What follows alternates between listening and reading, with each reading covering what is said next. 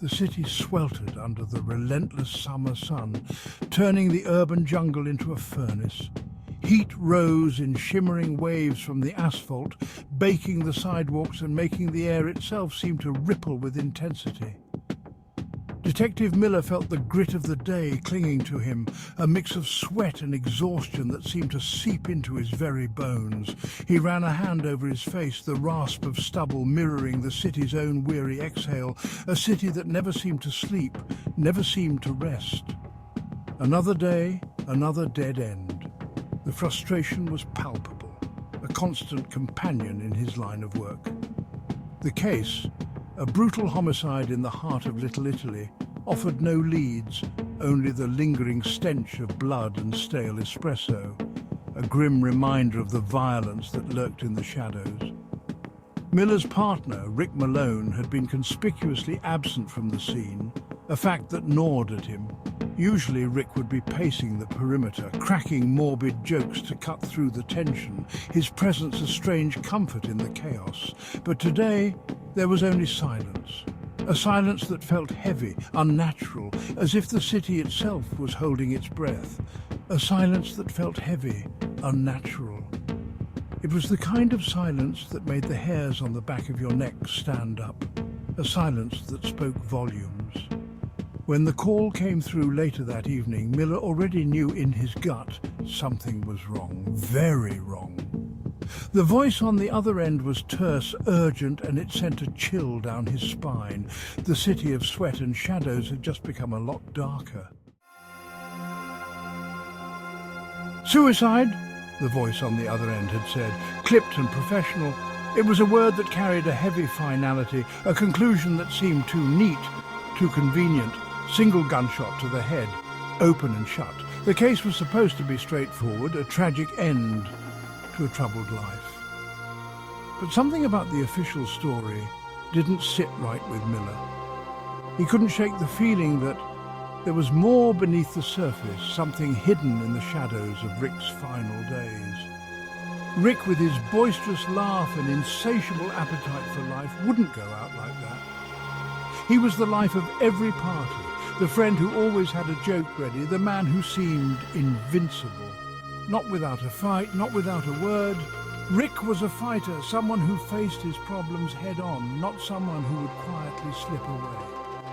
Days before his death, Rick had become withdrawn, his usual cheer replaced by a nervous energy. He was a man on edge, haunted by something unseen.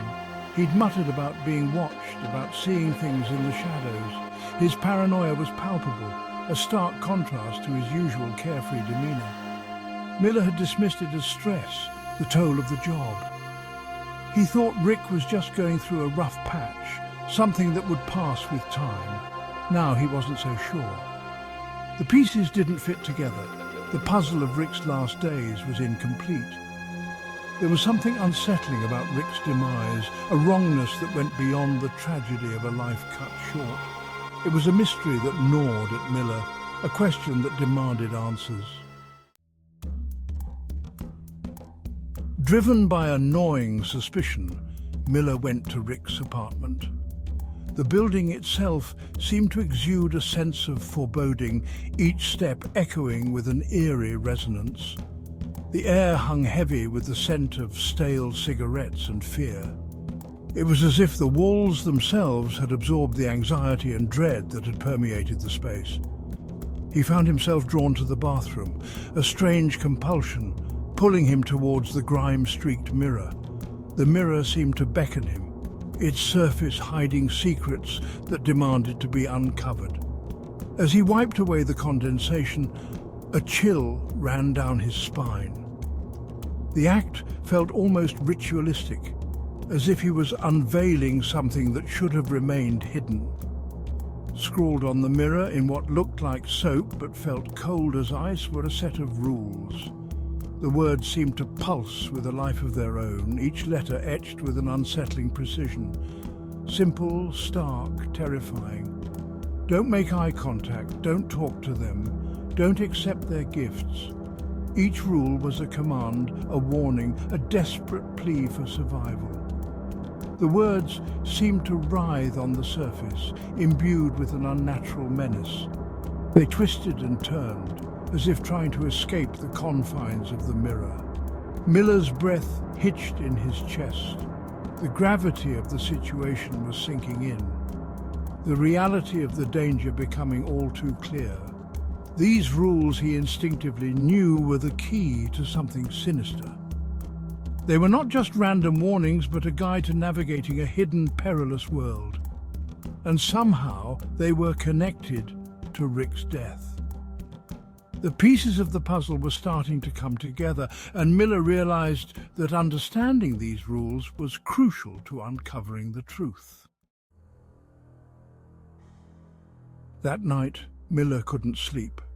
The rules seared into his mind, echoed in the silence of his apartment. Every creak of the floorboards, every rustle of wind outside his window sent shivers down his spine. He felt a constant, unnerving presence, as if he were being watched.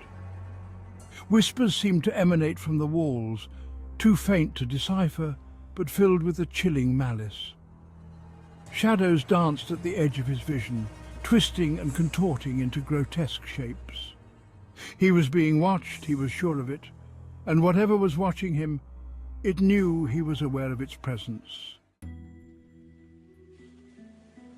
Gifts unsolicited, fear solidified.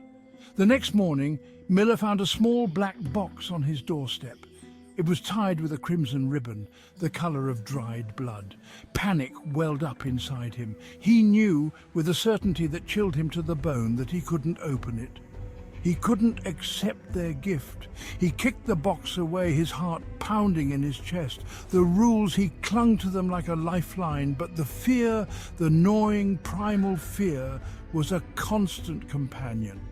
He was living on borrowed time, trapped in a nightmare that was only just beginning. The watchers in the dark. Days turned into weeks, each one a torment. The whispers grew louder, the shadows bolder. He caught glimpses of figures lurking in the periphery, their faces obscured by darkness. Their eyes, though, those he could see.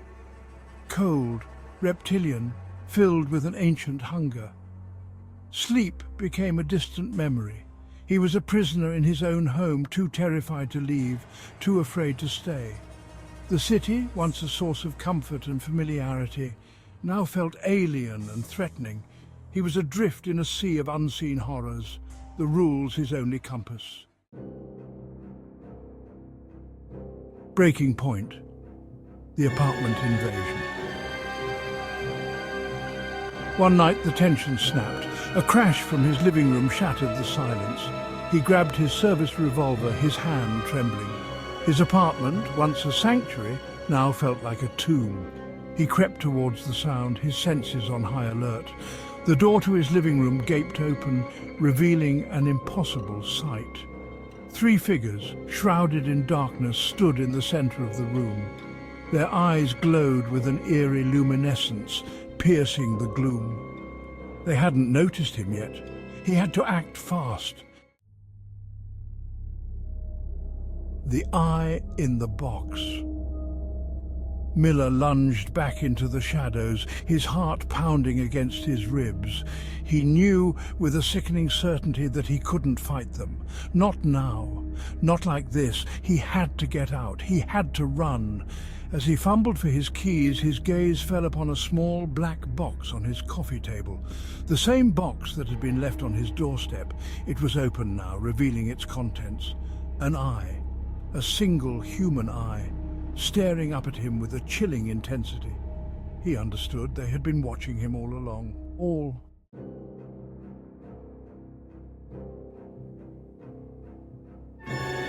Flight into uncertainty.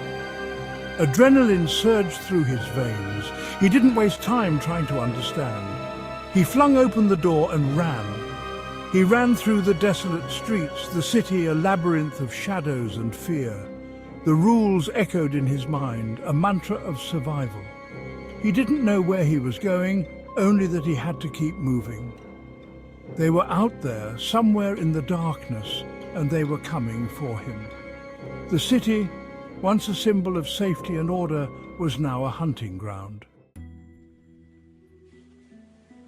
No haven, only hiding. The relentless pursuit continued. He could feel their presence, like a suffocating blanket of dread. The city offered no sanctuary, no escape. He was a hunted animal, his every move tracked by unseen eyes. He knew, with a sinking feeling, that he couldn't outrun them forever. They were relentless, their pursuit fueled by an ancient hunger. He had one option left. He had to disappear. He had to become invisible. He had to hide.